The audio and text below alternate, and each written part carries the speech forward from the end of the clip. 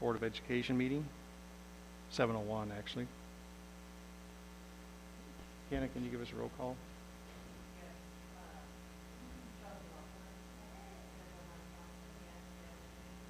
Yes.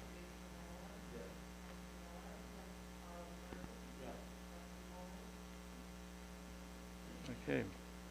Again, it's good to have you here this evening with us, and hopefully a lot of you are here for the recognition of Exemplary Nights program that we have going on. It's great, as Dr. Stanifer says, great to see people in the meeting again. Unfortunately, we have our mask on again, so let's hope that things get better, and let's hope that by the time the next school semester starts, then we won't have to wear these things again. Do your part. Clean your hands, wash your hands, wear a mask, and try to do your best to abide by those rules when you're in our school buildings, when you're around the children. It would help if you do it when you're around other people as well in a public setting. It doesn't do any good for us to wear the mask here in this building and then leave here and never wear them again until you come back to the building. That's my piece. So I'm waiting on the list for the Exemplary Nights, and we'll dive right into that. We do appreciate, with the trying times that we do have, that education has become even more difficult at times, and not only for educators, the staff, but mainly for the children themselves and for the parents back at home that have to help them to digest everything that they've received. Tonight we have several people here, and we're going to start with the students. And we're going to, when we call your name, we ask that you come forward and stand up the front and stay up here at the front. Francie will give you your diploma, and then we'll take a picture at the end. For the kindergarten level, we have Opal Bateman.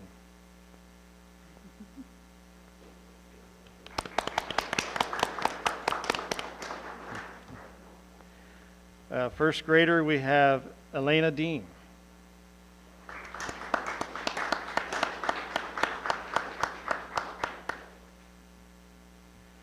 The second grader, we have Rafael Fernandez.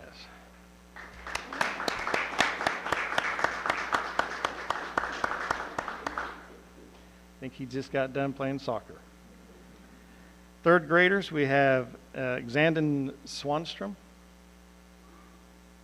Oh, and he's not here, I'm sorry. Fourth grader, we have Preston Norris.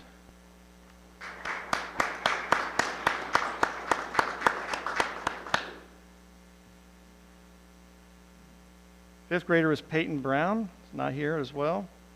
And we had no sixth grader. Seventh grader, Haley Dean.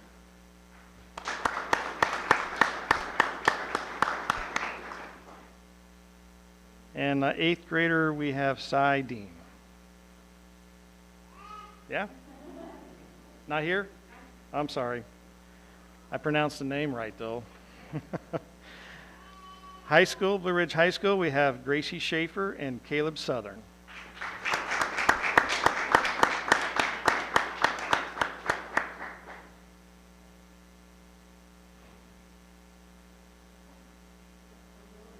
Okay, everybody smile now. You can do that.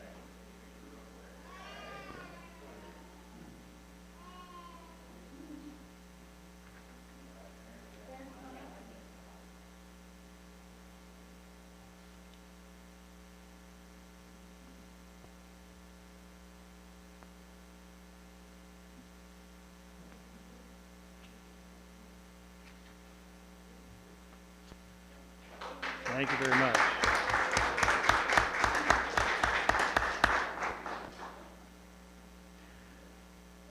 On our board reports, I appreciate it when we see all the write-ups about the nominees, the winners of the Exemplary Nights. It kind of describes about what made them stand out. And it's kind of encouraging to see a lot of the students who are really quiet students all of a sudden become focal and leaders by example, and so it's really exciting to see that they're growing as well throughout the school year. I wanted to get that out of the way before we actually open it up to any public comments, in case you... Oh, I'm sorry. I forgot about the most important people too, staff. Oh my gosh. Anyway, back to the recognition. We have some exemplary workers here in our district, and we'd like to at least call their names. The recognition for the Schneider Elementary is Tracy Parson, who's not here this evening. And we have also Blue Ridge Intermediate Junior High School, Carissa Yeagle. I don't see her here as well. And we have from the Blue Ridge High School 2 people here this evening. That's Tracy Paulsard and Sandra Shelton.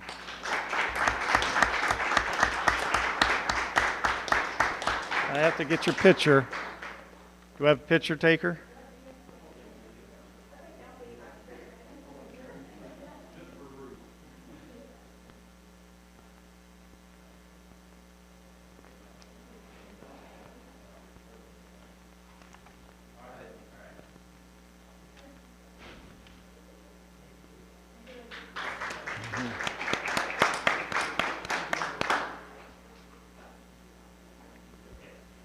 You're welcome to stay for the remainder of the meeting, but if you'd like to leave at this time, you're welcome to do that as well. You'll miss all the popcorn and everything else later on. So those of you who are remaining, if there is anyone here this evening that had come that'd like to make a public comment about anything on their mind, at this time I just want to invite you to do so. If you didn't fill out a paper, we assume that you didn't. So we're going to move forward. We're going on to communications for the FOIA requests. You've seen that in your board packet. Is there anything you need to discuss on that, Dr. Stanifer? No, nothing significant there. Okay, going down to committee reports.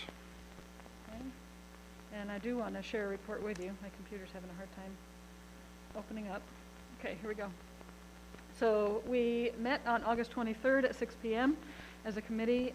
Wanted to update that our Daikin units at the Mansfield building, all the insulation has been replaced. That was quite a project and long overdue. The IJHS fresh air units were installed. It says currently they're not working, but that's not true anymore. They are working. That issue has been resolved and everything's up and running.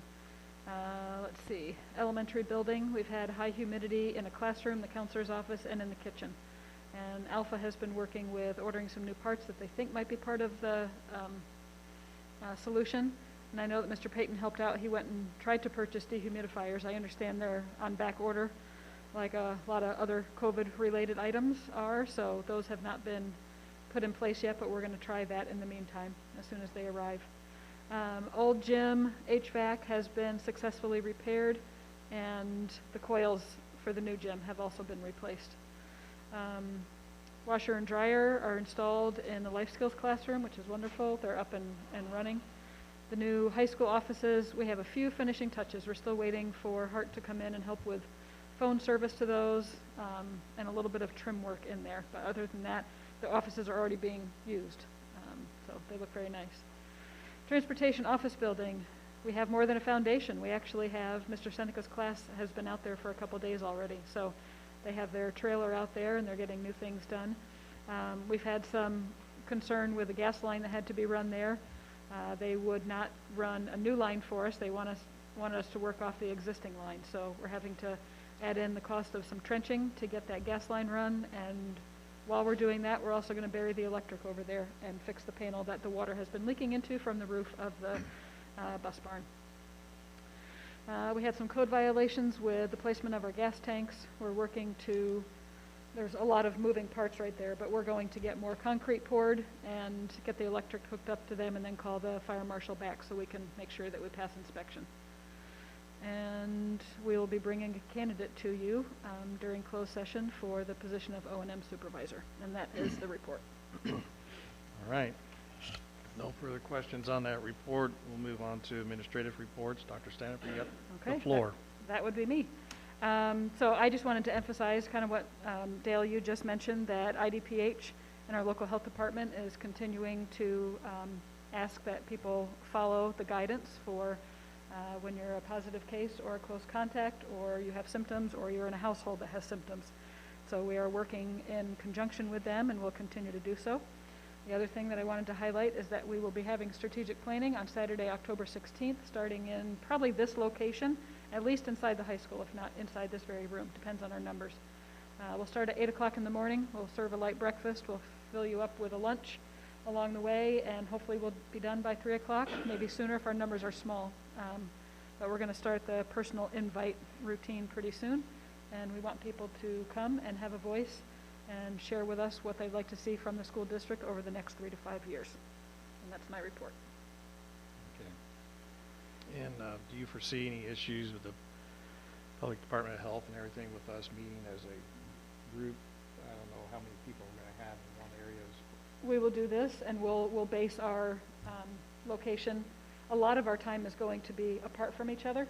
There will be a small amount of time in the beginning that's together, so we'll look at our numbers and decide if we need to be in a gym or if we need to be in the commons. We'll make that decision based on our numbers. Okay. All right, thank you. Do you have any further more? That's it for me. Okay. Ryan?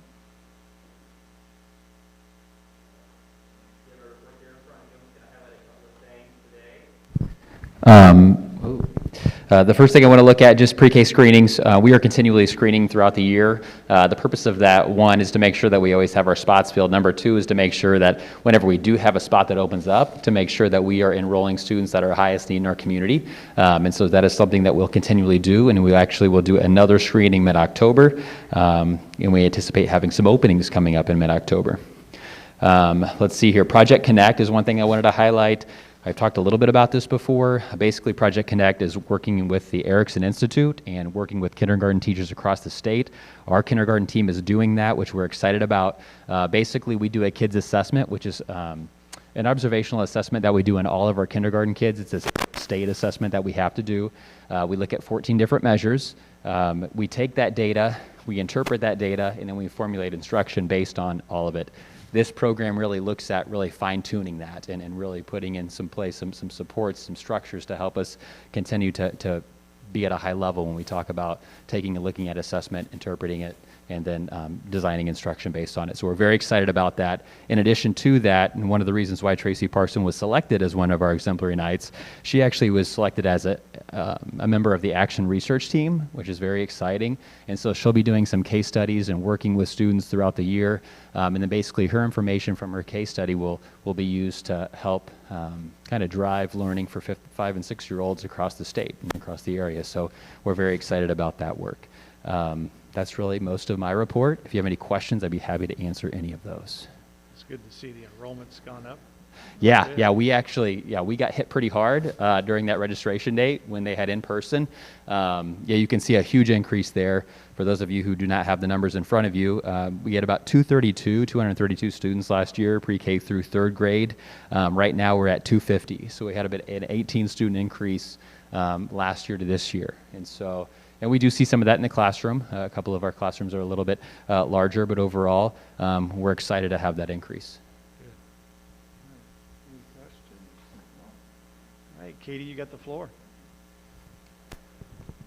Thank you. Well, this evening, our boys' baseball team wrapped up their season with a regional loss, which was unfortunate, but they did have a great season.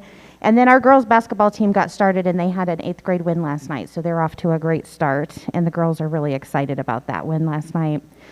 And coming up next week, we start our new partnership with Girl Scouts. They're going to run 3 different sessions for our students.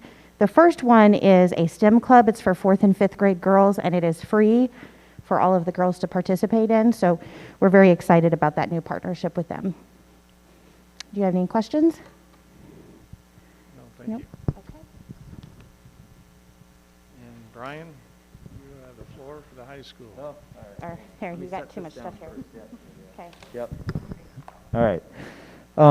So yes, you have information there in front of you. I have a couple of additions, something that I'd like to highlight. We also have a STEM club here that Mr. Skurlock and Ms. Miller have started. And they are doing something that's going to be for all families, students of all ages in the district on October 7th. They're calling it the STEM Spooktacular. And they're going to do some different classrooms are going to be set up with different kind of experiments with, things catching on fire and bubbling up and things like that. And it'll be fun for kids of all ages and family to come through. So they just kind of got that information into my hands today. They're going to be sending it to your buildings, and so you can post flyers up that will look like this throughout the building so that families know about it. And there's a QR code for people to scan and go to the thing. Then they register for a certain room at a certain time so we can keep limits on the number of people that are in each space as it goes. So really thorough in the way that they thought that through, and so that's going to be a pretty cool thing.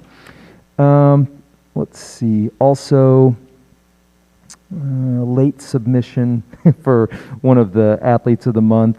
Soccer wanted to make sure to mention that Dylan Coffey was their athlete of the month for his work as a goalkeeper, so he's not on your list there. And then I do want to give a verbal shout out, first of all, to our mayor, Scott Testori, for donating the water bottles for our students so that they can stay hydrated here in the building, since they can't use water fountains, but they can refill the bottles. So it was awesome for him to get those to us. He did so very, very promptly as soon as I asked. And yeah, I think that's it. Questions? It looks like the fall dinner theater is Dr. Evil and the Basket of Kittens. Yeah, I don't know very much about that, except it's a very interesting title. Yes. So, Dr. Evil and the Basket of Kittens. I actually did ask Ms. Yeagle if there was going to be actual kittens in the play, and I got a very indecisive answer, so maybe. So, I think I know where she can get some. One, so anyway, I have 3. Yeah. we got plenty of them if they need them. I will add that Dr. and Mr. Wilson have been contributing financially to the STEM club here at the high school. Great. All right. On to curriculum and Paige.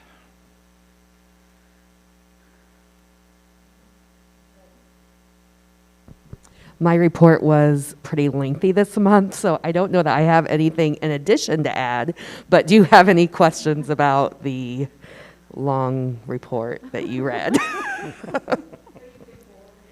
Right. Mm-hmm. No, I appreciate that. That's very thorough and descriptive. Good. I think my focus the next couple weeks is going to be, besides regular duties, just checking in on our new staff members. I have a lunch and learn plan with them for our school improvement day, just making sure that they have all the supports that they need to make sure that they feel supported and answer any questions that they might have so that they love it here and stay. So, Yeah. Do you get 15-minute breaks during the day, too? do I? Yeah. I don't know. Do I? I don't know. I don't think I've taken any. So, are those retroactive? Right? And Paige may have been found in the back of a police car yesterday. With Dr. Stanifer. Forgot to add that part. We've been doing site visits for our evacuation drill, just letting our new SRO kind of see the layout of each of the buildings, so that way when we have drills that we're prepared and have a plan to go. Great. So, All right. okay, Thanks a lot. thank you. And you have the other reports before you for the technology, O&M, transportation, food services. We're going to move forward to approval of consent items. I'll mention that G, the EIS salary and benefit report, is not in your packet. It is not yet completed. We will have that by next month. So we can strike that out. Yep. I need a motion and a second to approve the consent agenda items listed on attachment A as presented. Jason? Francie?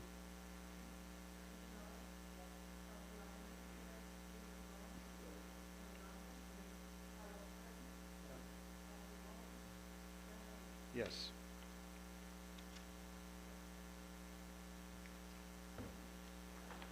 Moving on to old business, we have the approved budget for the 2021, 2022, sorry, tongue-tied. And there's been no discussion on that. I think we're all moving forward with that, so I need a motion and a second to approve the budget for Blue Ridge Community Unit School District 18 for the 2021-2022 fiscal year, with changes from the tentative budget presented in August as presented. Kenna? Francie?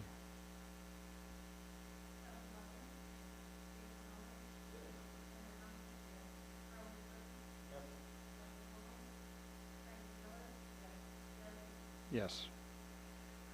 We have the second reading, Press 107.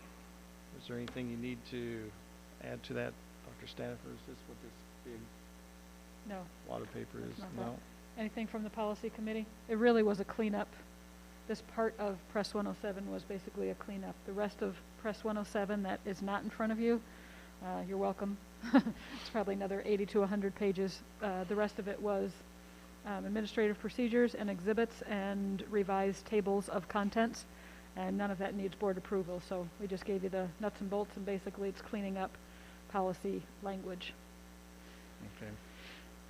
Need a motion, a second, to approve the Press 107 policy updates for Blue Ridge Community Unit School District 18 for the 21-22 school term as presented. Carlos? Chelsea?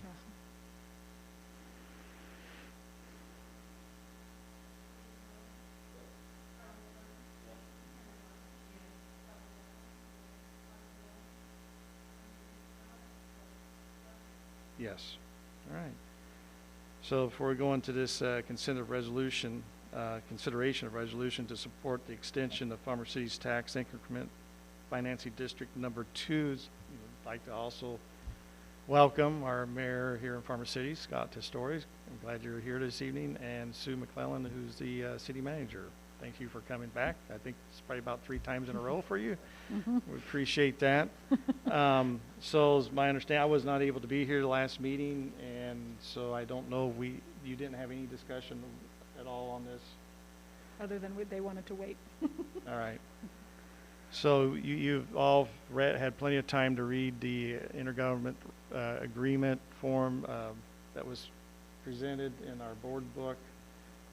Descriptions about the reasoning for this and how we have discussed a little bit ourselves in the past, how we as a board felt on this. And so I don't know if you had any further things you wanted to share about this.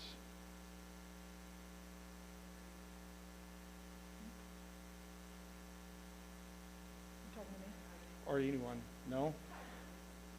I felt, because I was on the TIF committee the last time we actually had a committee for the TIF, and sat through some of the meetings and saw the explanations. I got to actually hear about how these things work and how one TIF expires. If you don't extend that, if it's touching another TIF district and it's not extended, then you lose the funds that have been built up in that. You can't just take them and bring them over into the new TIF district. So the idea, my understanding, the idea of this is that there are funds available in the old TIF 2. That if they extend it, they're able to utilize those funds now in the new the TIF district that is actually going to hopefully generate some new business here in the city and the district. We have talked as a school board. We felt that anything that's going to be positive enough to, we understand it's going to be a hit financially to the district, but the city's also willing to redirect some of those funds to us and also help us in projects like they did with the sidewalks and the improvement that we've had here in front of the school, which we really appreciate that. They're going to also be able to make a donation to the memorial grounds whenever we get to where we're going to be doing that over there, the new football field and the track area and the entryway into that area. Also, hopefully, that whatever business comes in also generates even more taxes, and also further in the future, more funds available for the school district. I personally feel like it's a good idea for us as a board to submit this letter to our representatives and tell them that we stand behind this, and hopefully they will too, and approve it so that something like this can move forward. I'd like to hear how the others of you feel on that.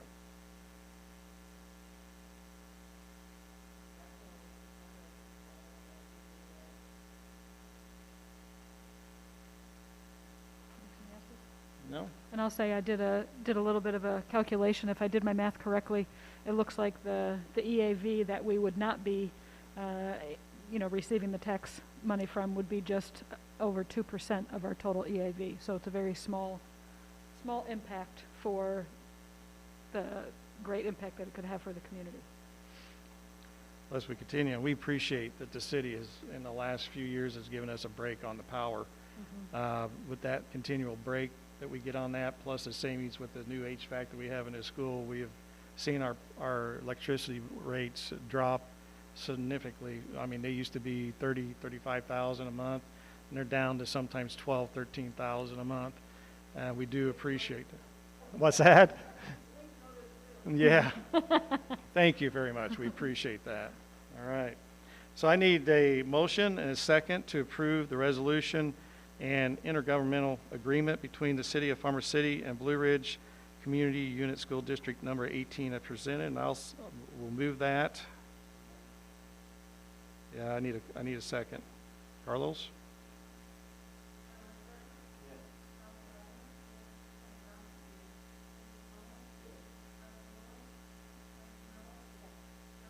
Yes, thank you. You guys are welcome to stay if you'd like, or, all right.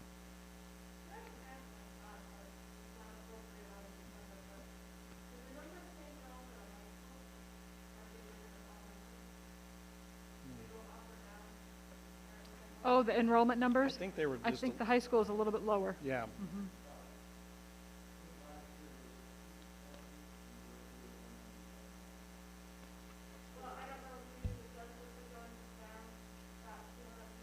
Mm.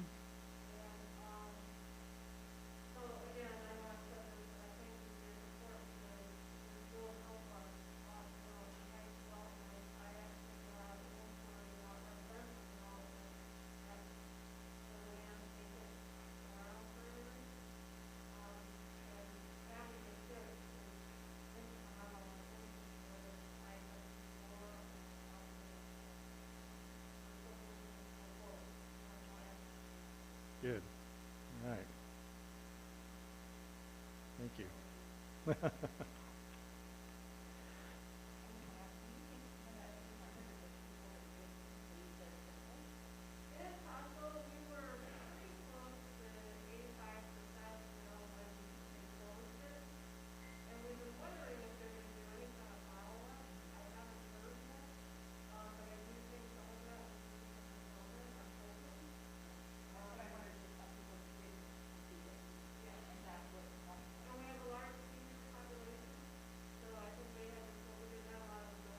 Mhm.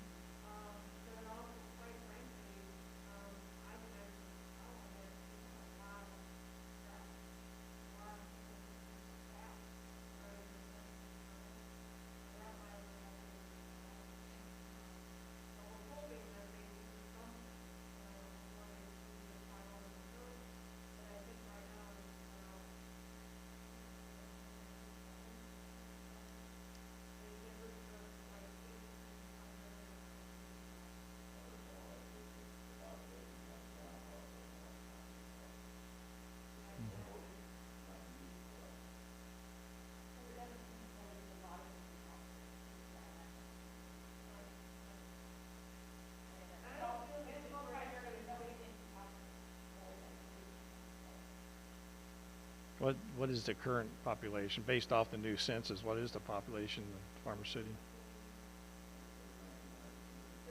Yeah. Yeah.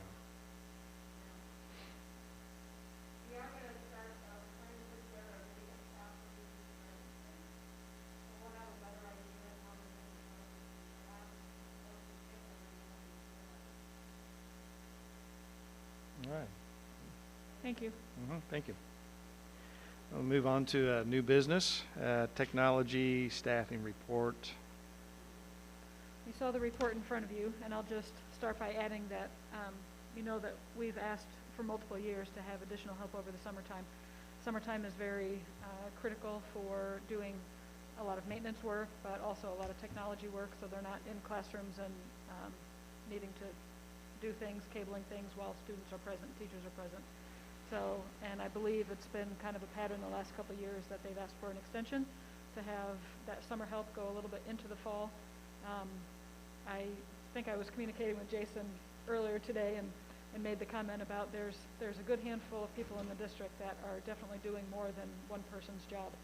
You think that in a smaller district sometimes the jobs are smaller, but that's not always the case, because you still have all the jobs that a larger district does, you just don't have the staff divided up in between. So technology is one of those areas that's running very thin, and it's hard to get projects done when all the basic things have to, those needs are still increasing. So Dave is here tonight. I don't know if you want to, he's prepared to give a plug for, to go along with the report. So Dave, why don't you come on up?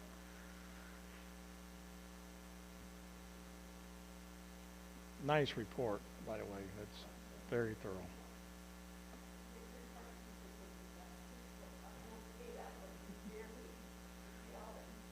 I'm kidding. That's the best I can tell you. Got all kinds of things to say, I guess. I did have some additional information to what you received. Prior to putting the report together, I reached out to 4 different school districts that were of similar size to Blue Ridge for just documentation of what they do as far as technology goes. The only one I actually received back prior to getting the report out was the Leroy School District that you saw in the report. But since then, Atwood Hammond, or excuse me, Arthur Lovington Atwood Hammond did reply as well. And fortunately, they're a little closer in size as far as the amount of technology that they have at their school district. Is a little closer to what we have. So they, grab my list here so I don't misspeak.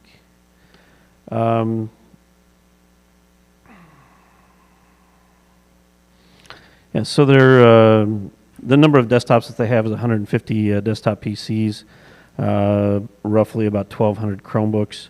They have 4 physical locations, and that's pretty close to what we have. We have a few more desktop PCs. We have about the same number of Chromebooks. They have a little bit fewer servers. What I found interesting, which is kind of typical from most of the school districts that I spoke to, that I didn't receive information back, but I have spoken to them in the past. They have 2 full-time technicians that work in their district, one that stays in the high school, one that takes care of the elementary schools and junior high.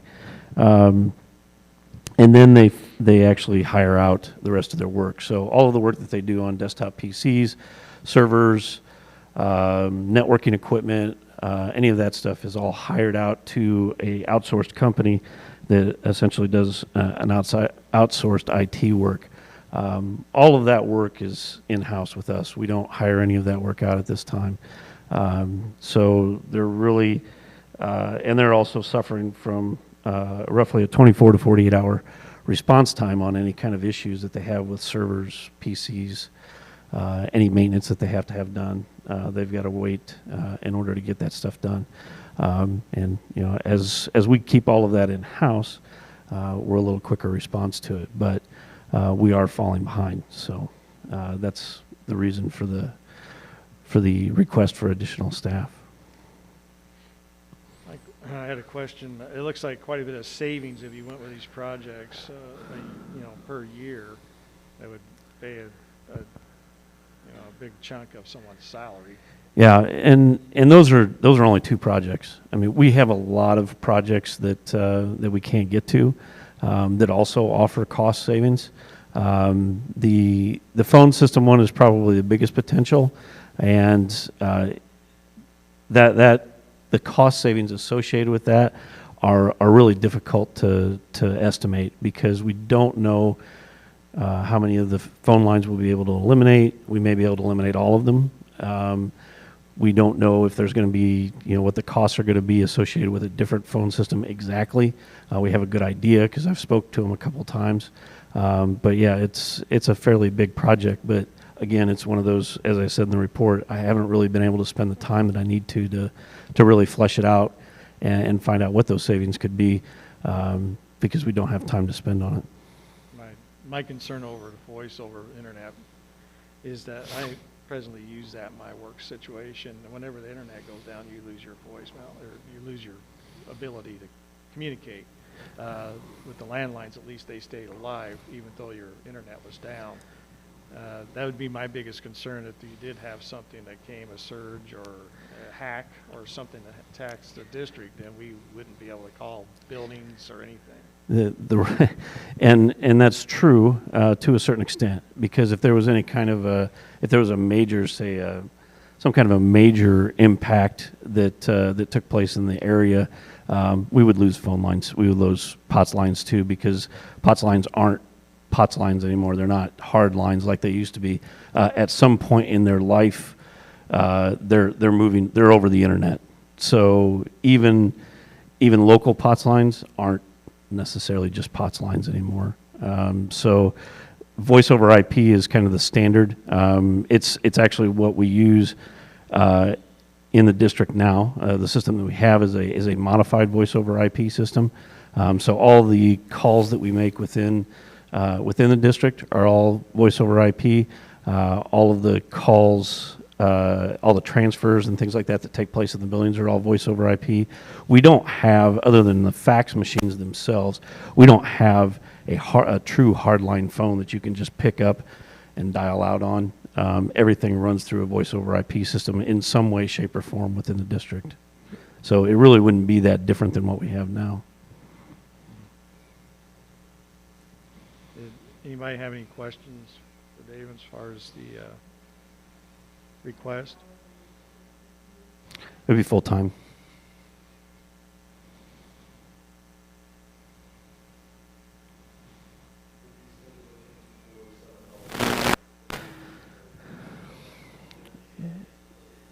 Yeah, so as far as summer is concerned, of course there's additional projects and things like that that always take place during the summer, and most of those are related to Chromebooks and physical additions to the buildings, whether they be wiring or something like that. And yeah, we would probably still like to see a student in that role, just because it's good experience for a student. They're inexpensive labor, and they usually do a very, very good job. I mean, we haven't had any issues with any of our student workers this year. They did a fantastic job over the summer, and really like to see that program continue. Obviously, we wouldn't need two. We'd probably be down to one person, but we'd definitely like to use them over the summer if we can. And it eliminates the need for us to farm out some of the work. So much of the other districts that do technology, they farm out most of their projects, where we try to bring as much of it in-house as possible. It makes it so that we're familiar with the technology. We're the ones that installed it. We know where everything's at, and frankly, I think we do a better job of installing it because it's our baby, as opposed to having somebody that's on the outside that we have to keep calling back if we have issues. We're taking care of it here.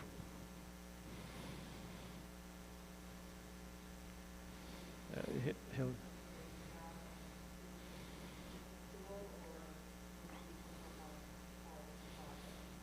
Yeah, so it would be perpetual. I mean, we've increased since I came 2.5 years ago. We've gone from roughly 750 Chromebooks. We're well over 1,100 Chromebooks now. We just added 250 this year to our groups, and now we're 1-to-1 all the way down to the kindergarten level. So every year we're adding. Technology keeps expanding. We're adding more view boards. We're adding more PCs. Our server footprint is increasing every year. The need for additional security, cameras, all those things. We've expanded our camera and wireless access point footprint by about 40% since I started. Everything's with technology is always constantly expanding. I don't see the need ever going away. Did I see something from you, Dr. Stafford, about the cost that this would be if someone came on? I think there was something in here, you said in his executive summary, you talked about $17 an hour. Yeah. I thought maybe you'd worked that out and said it would roughly cost the district so much per calendar year. It may have been an email or something you sent to the board.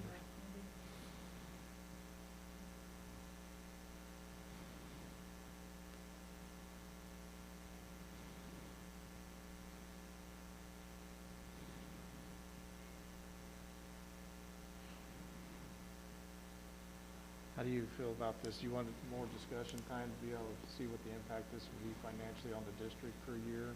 It'd be about 26,000 just for the salary and then the benefits on top of that. We put some extra padding into, like I told you, in Fund 10, on all the funds we overestimate, but I asked Krista she does the salary work in the budget, and I asked her to throw in that additional money, just because we thought it might be a possibility, and we'd rather have it in there as an estimate. So you saw that we're $500,000 in the red if those estimates for revenue and expenditure are correct. But that's where we were last year, and we didn't land up. We weren't in that much of a deficit. It was just an overestimated expenditure. So I think we can make that move, and I'll just go ahead and say that the bookkeeping position is also one that I need to bring to you as well. We're behind on reports. It's starting to cost us money because we're not getting things done that need to be done. We said we'd start with 10 hours a week, and that's been helpful, but this time of year is very difficult with all the contracts and extra reports. And I'm off topic because I'm going to that, but there's just a lot of positions in the district that are way more than a one-person job nowadays, with all the extra reporting that goes on behind the scenes that people don't see. And technology is one of those areas. So that's something that if we know that this is bringing a big question to you, so if we want to table this for September and bring it back in October, if you want Dave or myself or Andrea to do any other research, we'd be happy to do that too. One thing that I can tell you that I can add to that is that based on the number of projects that we have, we're right now, just off the top of my head, I can think of about 8 to 10 different major projects that we have that need to get completed. We have a backup server that needs to get installed. There's the number just goes on and on. The typical project for something like this in the labor is going to take 20 to 30 hours. For us to hire that out to, say, somebody like Hart, which is a company that we've used in the past, their minimum labor rate is $80 an hour to do this type of work. So the cost for adding a tech that can take on the help desk work that I spend a lot of my time doing during the day at $17 an hour is a large savings, and allows me to free up and do some of these large tech projects that we need to get accomplished. And it does offer quite a bit of savings over having to hire it out to somebody else. I appreciate the fact that you're putting a minimum of 2 years experience in the field, because I just don't want to see you spending a lot of money for someone who's just coming into that type of work, and you're spending most of your time training someone. Exactly. I mean, that's the biggest problem is whoever we hire, I can't have somebody come in here that can't hit the ground running, because I don't have time for that. I need somebody that can really get in here and start immediately and get to work. So yeah, definitely has to be somebody with some experience. My concern at the moment is I'd like to really, not saying I'm not opposed to that and bringing someone on. I'd just like to see where we're at as far as district as a whole. That if we see that we're going to need to hire a paraprofessional, or we see something coming at us here in the near future that we need to also be looking at budgeting for or adding on. And I just don't want to agree to something like this money on this. I know we're struggling, but we can also, until we get that figured out, hire out that help for the little or smaller projects maybe. But that's how I feel personally now. If you guys say, 5 of you say, no, I think it's time to move on with this, then okay. But I just want to hear from you guys where you're at on it.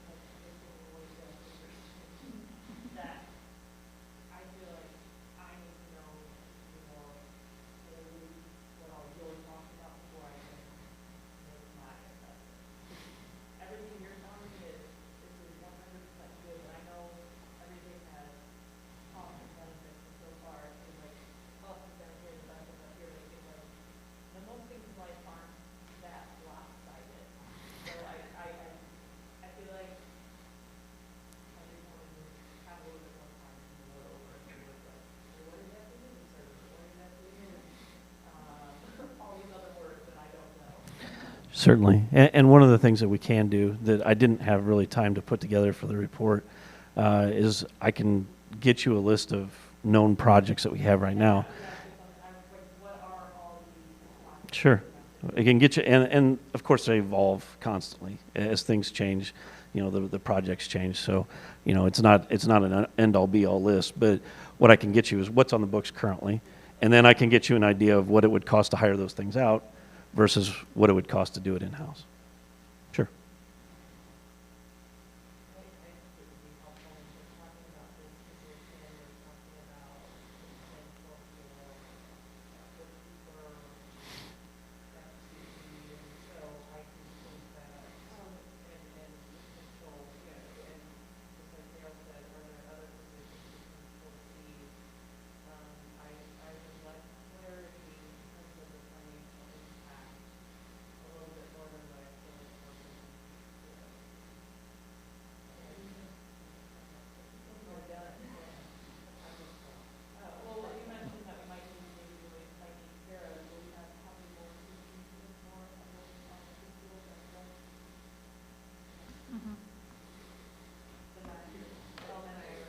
She's just talking students.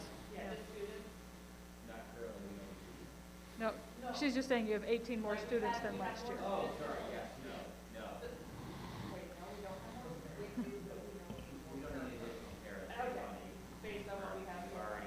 Katie needs an extra pair. Yeah.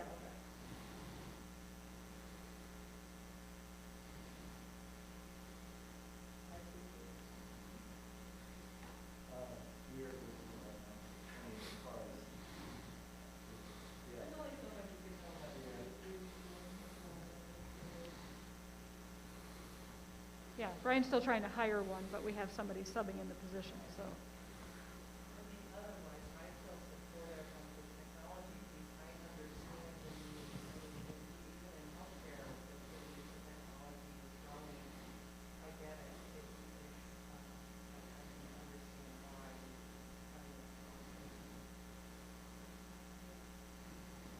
And I can go back to the drawing board. I know Krista and I had talked about, you know, making some kind of similar presentation for what is needed in the office, and we're having a hard time finding the time to sit down and talk about it for more than 2 minutes and come up with a really viable solution. He does. Maybe he can write my report. If he gets some extra help, then he'll have time to write me a report too. Yeah, I don't hire out for reports, So, unfortunately. It's not one of my projects. Sure. So for Dr. Stanifer, for helping her out and trying to bring something to us, are you saying that you think for a 2-year experienced person that $17 an hour is enough, or is that going to?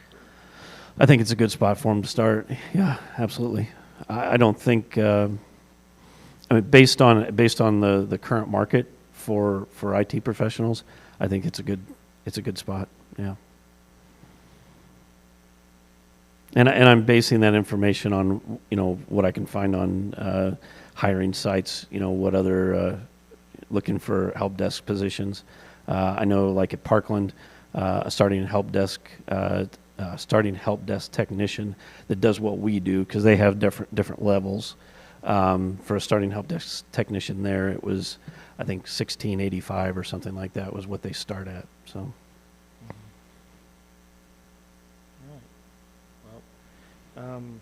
Otherwise, I think we'll go ahead and table this for next month's meeting, and we'll have some other information.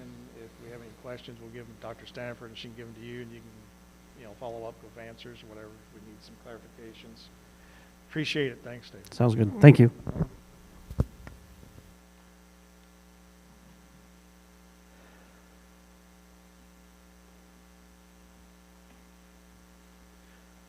All right, I think that was all for new business. We're going to need a motion and a second to move from open session to closed session for discussion of appointment, employment, compensation, discipline, performance, or dismissal to specific employees, or ongoing, pending, or probable litigation at the district at 7:52 p.m. Carlos? Francie?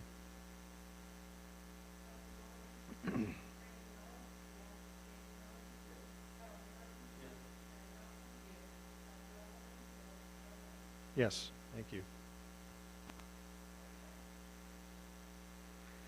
So we had talked about